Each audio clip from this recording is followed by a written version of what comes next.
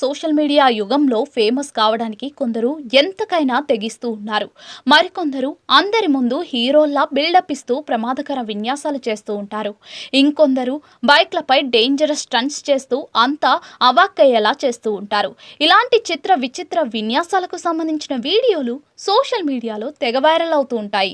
తాజాగా ఇలాంటి వీడియో ఒకటి నెట్టింట చెక్కలు కొడుతోంది. బైక్లపై ఓ యువకుడు చేసిన విన్యాసాలు చూసి నెటిజన్లు షాక్ అవుతున్నారు. ఈ వీడియో చూసిన వారంతా బైక్లపై ఇలాంటి విన్యాసాలు నెవర్ బిఫోర్ ఎవర్ ఆఫ్టర్ అంటూ కామెంట్లు చేస్తూ ఉన్నారు.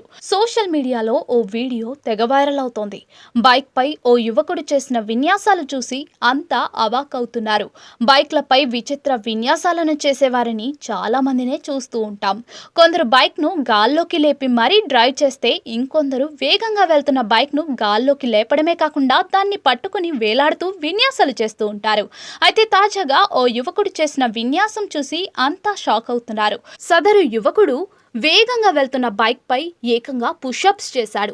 బైక్ వేగంగా వెళ్తున్న సమయంలో హ్యాండిల్ వదిలి సీట్ పై పడుకున్నాడు. అంతటితో ఆగకుండా కాళ్లను సీటు వెనుక, చేతులను పెట్రోల్ ట్యాంక్ పై మోపి పుషప్స్ తీశాడు. ఇలా చాలా దూరం వరకు పుషప్స్ తీసుకుంటూ వెళ్ళాడు. ఈ క్రమంలో ఏమాత్రం అదుపు తప్పినా కూడా పెద్ద ప్రమాదం జరిగే అవకాశం ఉంది. అలాగే అతను వివిధ రకాల విన్యాసాలు చేశాడు. బైక్ వేగంగా వెళ్తున్న సమయంలో హ్యాండిల్ వదిలి సీటుపై నిలబడ్డాడు. అందరికీ చేతులు ఊపుతూ అభివాదం చేశాడు. రద్దీ జనాల మధ్యలోనే బైక్ ను కాళ్లతోనే అటు ఇటు కంట్రోల్ చేస్తూ వెళ్ళాడు. ఇలా ఆ వ్యక్తి నిలబడే బైక్ ను చాలా దూరం వరకు తీసుకెళ్లాడు. ఈ వీడియో వైరల్ అవడంతో బీహార్ పోలీసులు స్పందించారు.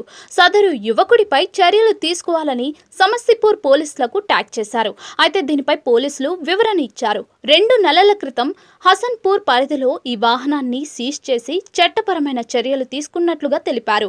కాగా ఈ వీడియో ప్రస్తుతం సోషల్ మీడియాలో తెగ వైరల్ అవుతోంది. దీనిపై నెటిజన్లు వివిధ రకాలుగా స్పందిస్తూ ఉన్నారు.